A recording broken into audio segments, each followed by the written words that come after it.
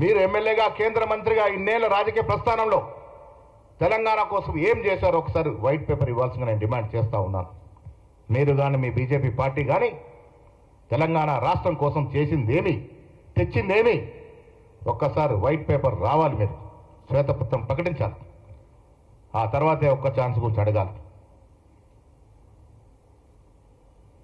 మంత్రులుగా ఉండి సంజయ్ గారు మంత్రి అనే స్థాయి కూడా మర్చిపోయి అక్కడేదో ఉనికిపోతా ఉందని విచ్చలుగా మాట్లాడుతూ ఉన్నారు. ఏఐసిసి నడుపుతుంది రాష్ట్రాన్ని అంటా ఉన్నారు. నేను మీ ద్వారా బండి సంజయ్ అడుగుతా ఉన్నారు. అమిత్ షా మోడీ అనుగ్రహం అయితే బ్రేక్ఫాస్ట్ కూడా చేయరు. మీరు మీ పరిస్థితి తెలియదా? అమిత్ షా చెప్పులు తీసి చెప్పులు తొడిగినటువంటి పరిస్థితి మీది.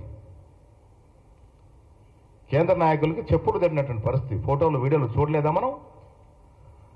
మాది ప్రజాస్వామ్యాన్ని నమ్ముకున్న పార్టీ. సమిష్టి నిర్ణయాలు ఉంటాయి. ఎస్, భాజపా ఏఐసిసి పిసిసి కలయికతో నిర్ణయాలు చేస్తాం. మాదొక పద్ధతి. ఇలా మా ప్రభుత్వం ఉంది ఇక్కడ. ఉన్నప్పుడు కూడా మీనాక్షి నటరాజన్ వచ్చి అందరికి విన్నతులు అందరు చెప్పే విషయాలు ఎందుకంటా ఉన్నాం? ఇది ప్రజాస్వామ్యం. ప్రజాస్వామిక స్వేచ్ఛ ఉంది కాబట్టి వింటా ఉన్నాం. కేటీఆర్ లాగానో కేసీఆర్ లాగానో సంజయ్ లాగానో డిక్టేటర్షిప్ ఉండదు మా పార్టీలో. ఏ నిర్ణయమైనా సమిష్టిగా చేస్తాం. ఆ అలవాటు ఉంది మాకు.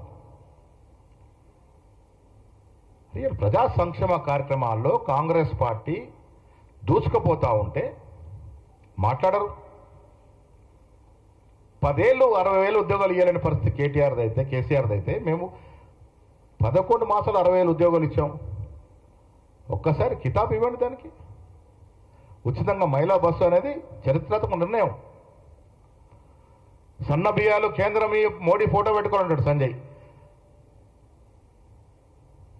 రేపటి నుంచి మీరు దేశవ్యాప్తంగా ఇంప్లిమెంట్ చేయండి. సన్న బియ్యాలు ఇవ్వడం అన్ని రాష్ట్రాల్లో ఇంప్లిమెంట్ చేయండి. ఎవరొద్దంటున్నారు? సన్న బియ్యాల కార్యక్రమం అన్ని రాష్ట్రాల్లో పెట్టండి. కనీసం మీ అధికారం రాష్ట్రాల్లో పెట్టండి. అది చేత కాదు కానీ ఇక్కడ మోడీ ఫోటో పెట్టాలంటారు. వితండవాదాలు చేసుకుంటూ బాగా అలవాటుగా మారింది. అయిన దానికి కాందానికి కేంద్ర మంత్రి స్థాయిలో మాట్లాడడం అనేది మంచిది కాదు.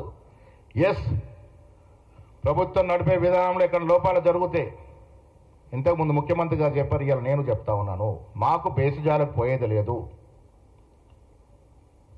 రాష్ట్ర ప్రభుత్వాన్ని సక్రమంగా నడిపే ప్రక్రియలో ఎక్కడ లొసుగులుంటే సరిదిద్దుకోవడానికి సిద్ధంగా ఉన్నాము. ఇది ప్రజల ప్రభుత్వం. It's people's government. ప్రజల ఆభిష్టం మేరకు పనిచేస్తుంది. ప్రజల ఆలోచన మేరకు పనిచేస్తుంది. నేను మళ్ళీ డిమాండ్ చేస్తా ఉన్నా బండి సంజయ్ గారికి, నిజంగా బీసీ నాయకుడిగా చెప్పుకునే నీవు ఈ కుంటి సాకులు బంద్ చేయి. మైనార్టీలు ఉన్నారు, అక్కడ ఉన్నారు. మైనార్టీలు ఉంటే గుజరాత్లో మైనార్టీకి రిజర్వేషన్ ఎందుకు ఇస్తా ఉంది 20-30 ఏళ్ళుగా? ఈ కుంటి సాకులు మానేసి చిత్తశుద్ధి ప్రదర్శించుకునే అవకాశం వచ్చింది మీకు. మోడీ గారితో సమయం తీసుకోండి. మేము వస్తాం, మా ముఖ్యమంత్రి గారు వస్తారు, మేము వస్తాం, అందరం కలిసిపోదాం. 42% చట్టబద్ధ ఇచ్చే విధంగా 9th షెడ్యూల్లో చేర్చే పని మీరు చేపట్టండి. అదే నాయకత్వం అంటే. నేను మళ్ళీ కిషన్ రెడ్డి గారికి మీ ద్వారా చెప్తా ఉన్నాను, రండి, చర్చకు రండి.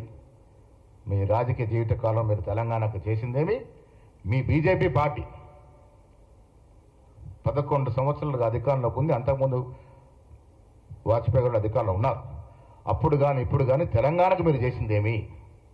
ఒక ప్రత్యేక ప్యాకేజ్ ఇచ్చినారా? ప్రత్యేక నిధులు తెచ్చినారా? విధులు తెచ్చినారా? ఏదైనా ప్రాజెక్టు తెచ్చినారా?